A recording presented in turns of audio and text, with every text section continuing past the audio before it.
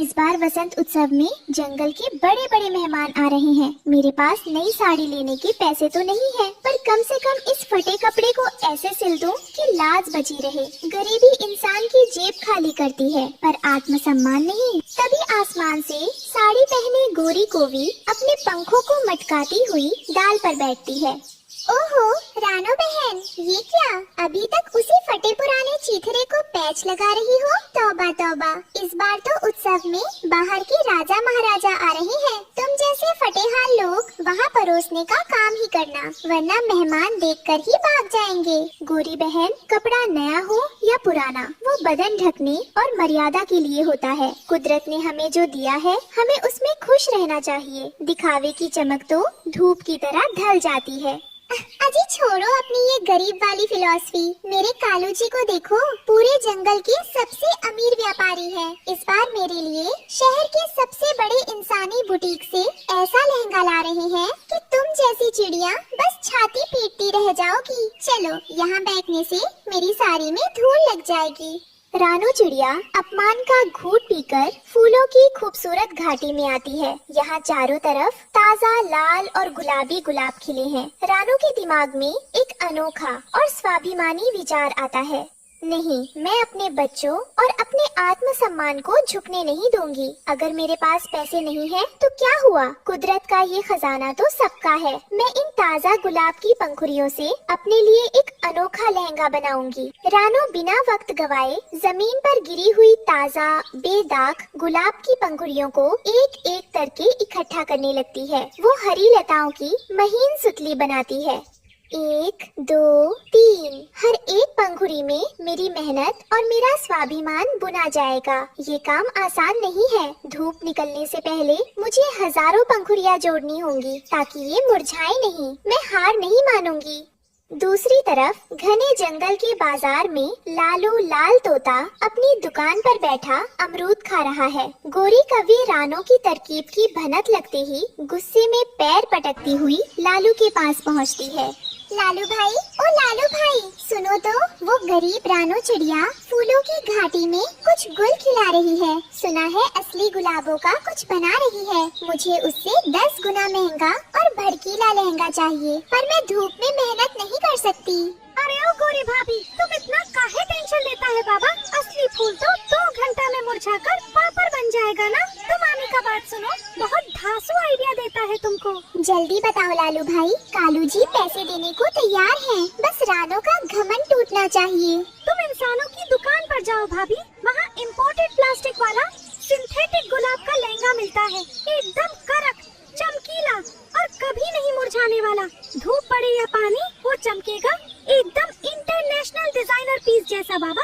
लालू तोता से shortcut idea मिलते ही गोरी कवि के पंखों में जैसे बिजली दौड़ जाती है। वो बिना एक पल गवाए सीधे उड़कर अपने घर पहुंचती है, जहां कालू कौवा आराम से लेटा हुआ था। ओ जी उठो, जल्दी उठो, तिजोरी बंद करो और अभी के अभी शहर जाने की तैयारी करो। हमारे पास बिल्कुल टाइम नहीं है। अरे भाग्यवान, क्या हुआ? कोई डाकू चील आ गई क्या, या फिर जंगल में सूखा पड़ गया? इतनी क्यों हाँफ रही हो? डाकू चील नहीं, वो गरीब रानो चिड़िया आफत बनकर आई है। फूलों की घाटी से असली गुलाब तोड़ तोड़ कर अपने लिए लहंगा बुन रही है। पूरे जंगल की औरतें उसकी तारीफों के पुल बांध रही है। अगर वसंत उत्सव में उसने मुझसे अच्छा कपड़ा पहन लिया, तो मैं अपनी ये कीमती शक्ल किसी को नहीं दिखाऊंगी। अरे तो मैं क्या करूं? वो गरीब है, मेहनत कर रही है। तुम भी जाओ, 2-4 गेंदे के फूल तोड़ लाओ और सिल लो अपना जुगाड़। हाय दैया, मैंने इसी दिन के लिए जंगल के सबसे अमीर कौवे से शादी की थी। मैं धूप में उड़कर फूल तोड़ूंगी।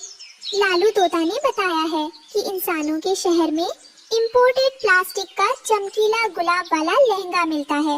मुझे वही चाहिए, वो भी आज ही। क्या? शहर का बुटीक? अरे गोरी, वहाँ इंसानों के कपड़े बहुत महंगे होते हैं। मेरी आधी तिजोरी खाली हो जाएगी। रहने दो ना, रानो से क्या मुकाबला करना। अच्छा, तो पैसों के आगे आपको अपनी पत्नी की इज्जत की कोई कीमत नहीं है। ठीक है, अगर आज आप मेरे साथ शहर नहीं गए, तो मैं मायके चली जाऊंगी और रात का खाना खुद बनाकर खाना। अरे अरे, गुस्सा मत करो मेरी रानी, मायके जाने की क्या जरूरत है? तिजोरी क्या, मैं अपनी जान भी हाजिर कर दूं। चलो अभी के अभी शहर चलते हैं और ऐसा भड़कीला लहंगा लाते हैं कि रानो चिड़िया का असली गुलाब का लहंगा पानी मांगने लगे। कालू और गोरी उड़ते हुए इंसानों के एक बड़े गोदाम के पीछे पहुंचते हैं। वहां शादियों में इस्तेमाल होने वाला प्लास्टिक और नायलॉन के नकली गुलाबों का एक भारी चमकीला थान पड़ा है। जोर लगाओ गोरी, देखो कितना भड़कीला है। इसमें सोने जैसी प्लास्टिक की लटकन भी लगी है। रानो के असली फूल इसके सामने घास फूस लगेंगे। आहा कालू जी, ये इतना कड़क है कि हवा से भी नहीं उड़ेगा। जब मैं इसे पहनकर उत्सव में चलूंगी तो सब देखती रह जाएंगी। रानो तो शर्म से अपने घास के घर में छिप जाएगी। दोनों भारी कपड़े को चोंच में दबाकर आसमान में उड़ते हैं। कपड़ा इतना भारी है कि कालू हवा में बार बार डगमगा रहा है, पर घमंड में दोनों आगे बढ़ते जाते हैं। वसंत उत्सव का दिन आ गया है। नदी के किनारे बड़ा सा शामियाना सजा है। हरियाली तोती और बबली कबूतरी नए कपड़ों में बैठी हैं। तभी गोरी कौवी अपना भारी भड़कीला प्लास्टिक का लहंगा पहने मटकती हुई प्रवेश करती है। रास्ता छोड़ो बहनों, जरा देखो, इसे कहते हैं असली अमीरी का लिबास। पूरे इंसानी शहर का इकलौता डिजाइनर पीस है। ना मुरझाने का डर, ना फटने का।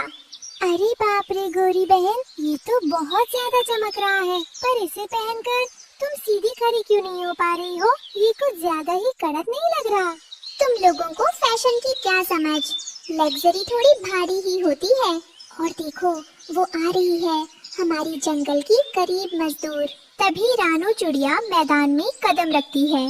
उसने लाल और गुलाबी ताजा गुलाबों की पंखुड़ियों से बना एक बेहद हल्का कलात्मक लहंगा पहना है। जैसे ही वो चलती है, उसके हर कदम से गुलाब की भीनी भीनी असली खुशबू हवा में तैरने लगती है। वाह रानो बहन, क्या सुघड़पन है, कितना हल्का और कितना पवित्र लग रहा है ये लहंगा। पूरे मैदान में चमेली और गुलाब की महक फैल गई। खुशबू तो 2 मिनट की मेहमान है रानो। 2 घंटे बाद जब धूप चमकेगी तो तुम्हारे ये फूल सड़ जाएंगे। तब देखना तुम्हारी इस गरीबी का तमाशा कैसे बनता है। दोपहर के 12 बज चुके हैं। आसमान में सूरज अपनी पूरी तपिश के साथ चमक रहा है। धूप इतनी तेज हो गई है कि नदी का पानी भी गर्म होने लगा है। खुले मैदान में गर्मी का प्रकोप बढ़ जाता है। अरे, ये मेरे लहंगे को क्या हो रहा है? ये अंदर से इतना गर्म क्यों हो रहा है? ऐसा लग रहा है जैसे किसी ने मेरे बदन पर उबलता हुआ तेल डाल दिया हो। गोरी, तुम्हारे लहंगे से ये कैसी अजीब सी कड़वी बदबू आ रही है। और देखो, इसके प्लास्टिक के गुलाब तो पिघलकर आपस में चिपक रहे हैं। गोरी का लहंगा सिकुड़कर उसके पंखों से चिपक जाता है और उसमें से केमिकल का भयानक काला धुआं और बदबू निकलने लगती है। बचाओ! ये प्लास्टिक मेरी त्वचा में चिपक गया है। मुझे बहुत जलन हो रही है। लालू तोता, तुमने मुझे बर्बाद कर दिया। कोई इस कपड़े को निकालो। गोरी कौवी बदबू और जलन से बेहाल होकर मैदान से भागती है और पास के एक गीले दलदल के किनारे गिर जाती है। लेकिन प्लास्टिक की उस कड़वी मीठी केमिकल वाली बदबू से आकर्षित होकर जंगल के हजारों गंदे कीड़े मकोड़े, डाकू मक्खियाँ और मच्छर गोरी के ऊपर हमला कर देते हैं। भागो गोरी, ये मक्खियाँ तुम्हें खा जाएंगी। ये तो बहुत बड़ी मुसीबत हो गई। हमारा सारा घमंड इस दलदल में मिल गया। मैं मर जाऊंगी कालू जी। मेरी अमीरी ने मुझे कहीं का नहीं छोड़ा। पूरे जंगल के सामने मेरा तमाशा बन गया। अब हमें कौन बचाएगा? दूसरी तरफ उत्सव के मैदान में धूप पड़ने से एक चमत्कार होता है।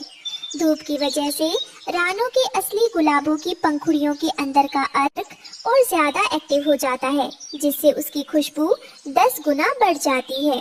देखो बहनों, रानो का लहंगा मुरझाया नहीं, बल्कि धूप पड़ने से उसके फूल और ज्यादा खिल गए हैं। और देखो, खुशबू सूंघकर आसमान से हजारों सुंदर रंग बिरंगी तितलियाँ और चमकीले जुगनू रानो के लहंगे के चारों तरफ मंडराने लगे हैं। ऐसा लग रहा है जैसे रानो कोई परी हो। कुदरत का दिया हुआ कभी धोखा नहीं देता। जो चीज ईमानदारी और सादगी से बनाई जाए, वक्त आने पर कुदरत खुद उसकी हिफाजत करती है।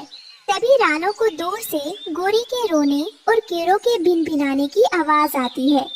रानो बिना एक पल गवाए अपनी सहेलियों को लेकर तुरंत उस दलदल वाले रास्ते की तरफ दौड़ती है। वहाँ गोरी की हालत देखकर रानो का दिल पसीज जाता है। गोरी बहन, घबराओ मत, मैं आ गई हूँ। रानो अपने लहंगे से कुछ ताज़ा गुलाब की पत्तियाँ तोड़ती है और उनकी खुशबू से मक्खियों को भगाती है। वह औषधीय लताओं से गोरी के बदन से चिपका प्लास्टिक साफ करती है। रानो, तुम मेरी मदद कर रही हो?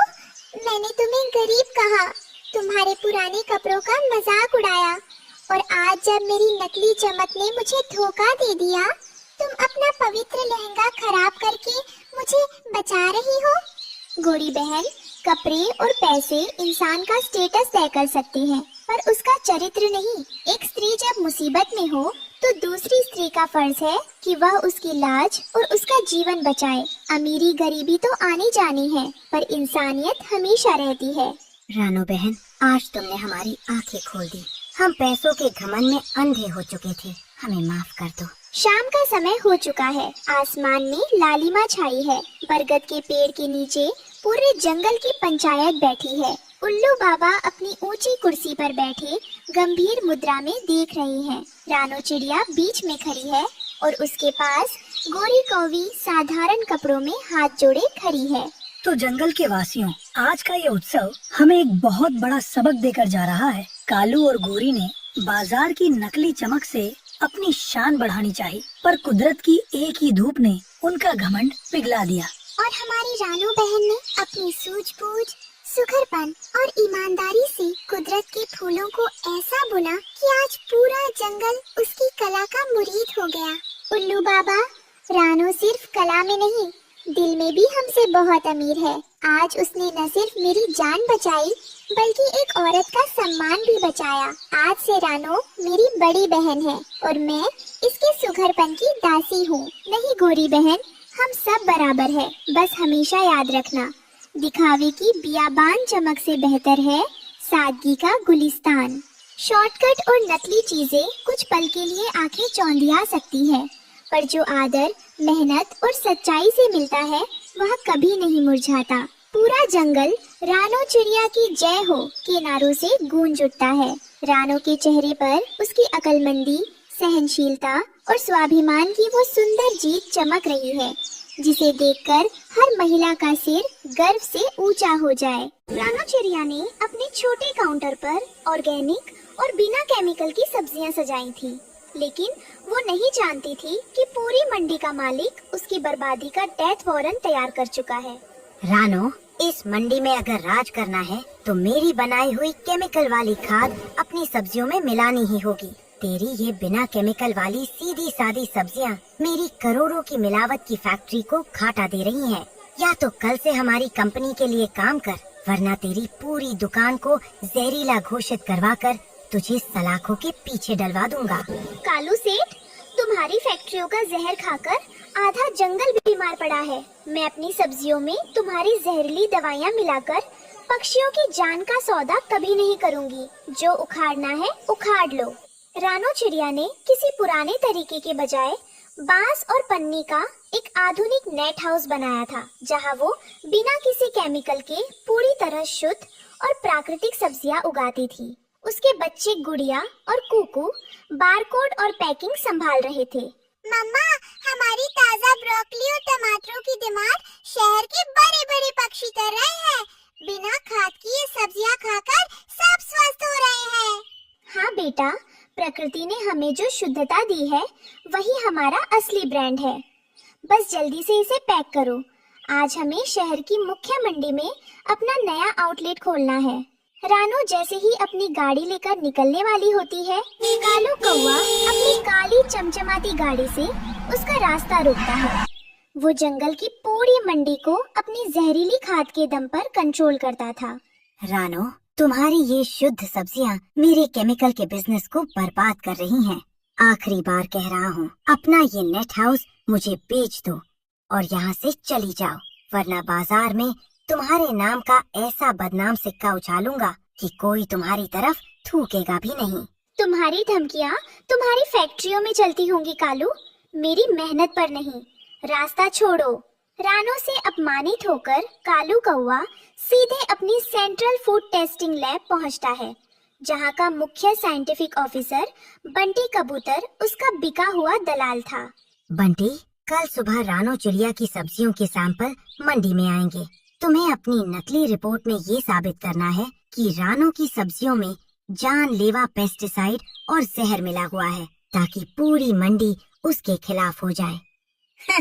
काम हो जाएगा कालू सेठ। कल सुबह रानो की ईमानदारी का अंत खुद विज्ञान की नकली रिपोर्ट करेगी। अगली सुबह जैसे ही रानो की दुकान पर ग्राहकों की भीड़ लगती है, कालू कौवा नकली फूड इंस्पेक्टरों की टीम लेकर वहां पहुंच जाता है और बंटी की बनाई नकली जहरीली रिपोर्ट सबके सामने लहरा देता है। रुको भाइयों, मत खाओ रानो की सब्जियां। इस लैब रिपोर्ट को देखो। रानो जिसे शुद्ध कहती है, उसमें धीमा जहर मिला हुआ है। ये हमारे बच्चों को मारना चाहती है। क्या रानो चिड़िया इतना बड़ा धोखा कर रही थी? इसकी दुकान बंद करो और इसे जंगल से बाहर निकालो। रानो को मंडी से बेदखल कर दिया जाता है। कई दिनों तक वो घर में कैद रही। उसका काम धंधा ठप था और समाज उसे गुनहगार समझ रहा था। अपनी माँ को इस हाल में देखकर गुड़िया का दिल रो रहा था। तभी रानो की पुरानी और समझदार दोस्त बुलबुल उसका हौसला बढ़ाने उसके घोंसले पर आती है। रानो बहन, हिम्मत मत हारो। पूरा जंगल भले ही कालू सेठ की उस नकली लैब रिपोर्ट पर भरोसा कर रहा हो, पर मैं तुम्हारी ईमानदारी को बरसों से जानता हूँ। तुम्हारी शुद्ध सब्जियों में जहर हो ही नहीं सकता। क्या करूं बुलबुल? उस मिलावटखोर कालू ने विज्ञान का सहारा लेकर मुझे पूरी मंडी के सामने झूठा साबित कर दिया। अब मेरे पास खुद को बेकसूर साबित करने का कोई रास्ता नहीं बचा। रास्ता है रानो बहन। जहर का इलाज जहर से ही होगा। कालू ने तुम्हारे खिलाफ नकली कागजात बनाए हैं, तो हमें उसके खिलाफ असली वीडियो सबूत लाना होगा। कल ही मैंने शहर की सीमा पर इंसानों के कबाड़ खाने में एक छोटा चालू हालत वाला इंसानी स्पाई कैमरा देखा है। बुलबुल आंटी, आप बिल्कुल ठीक कह रहे हो। अगर हम उस कैमरे को छुपाकर कालू की जहरीली खाद वाली सीक्रेट रिफाइनरी के अंदर सेट कर दे, तो बंटी कबूतर और कालू की पूरी साजिश कैमरे में रिकॉर्ड हो जाएगी। बिल्कुल सही कहा गुड़िया बेटी। कालू की जहरीली रिफाइनरी का सच ही तुम्हारी मम्मा को इंसाफ दिलाएगा।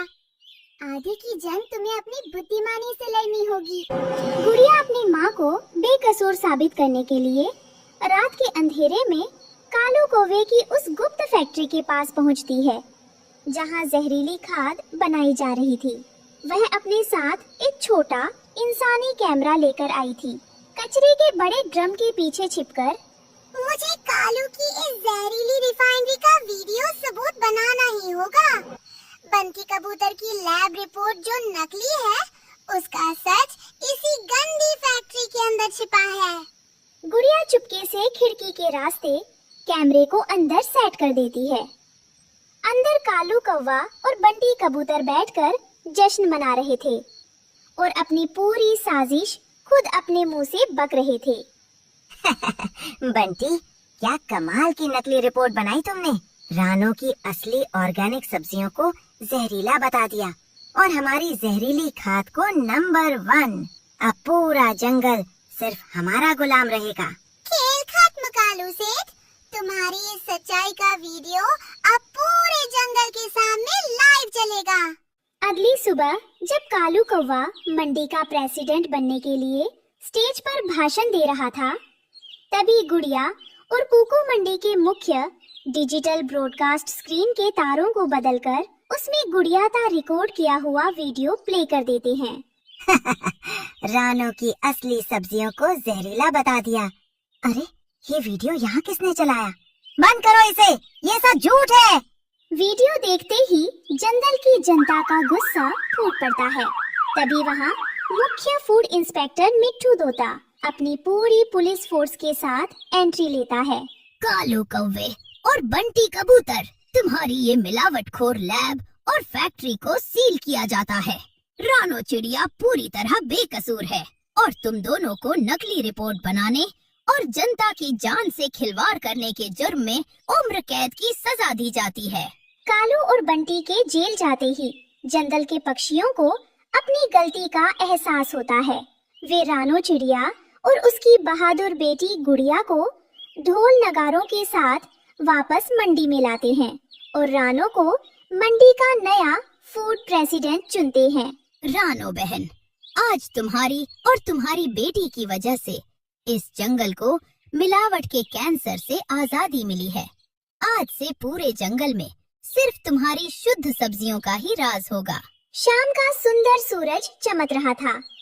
रानो की दुकान पर अब रानो की 100% शुद्ध ऑर्गेनिक सब्जियां का सरकारी मुहर लगा बोर्ड चमक रहा था। गुड़िया और कुकू अपनी माँ के साथ गर्व से खड़े थे। हमेशा याद रखना मेरे बच्चों, धोखे और साजिश के नकली कागजात कुछ पल के लिए सच को दबा सकते हैं, लेकिन जब सच के साथ साहस और सही सबूत खड़े होते हैं तो बड़े से बड़ा कॉर्पोरेट माफिया भी घुटने टेक देता है। सच्चाई कभी नहीं हारती। तो प्यारे दोस्तों, रानो चिड़िया की इस एकदम फ्रेश, थ्रिलर और हाईटेक जीत के लिए इस वीडियो को एक बड़ा सा लाइक दें, अपने दोस्तों के साथ शेयर करें और हमारे चैनल को सब्सक्राइब करना बिल्कुल मत भूलना। कमेंट में जरूर बताएं कि गुड़िया का यह सीक्रेट वीडियो ऑपरेशन आपको कैसा लगा। धन्यवाद।